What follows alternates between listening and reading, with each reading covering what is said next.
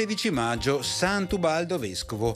È il 136esimo giorno dall'inizio dell'anno, ne mancano 229 al termine. Il sole sorge alle 5:39, tramonta alle 20:36. La luna sorge alle 21:26, tramonta alle 5:37.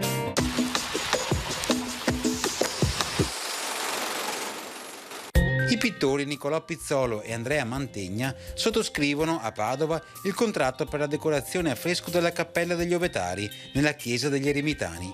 Il Mantegna ha solo 17 anni. Celeberrimo monumento d'arte, danneggiato irreparabilmente durante la Seconda Guerra Mondiale, la Cappella degli Ovetari era una delle più alte testimonianze del genio precoce e della potenza espressiva del Mantegna.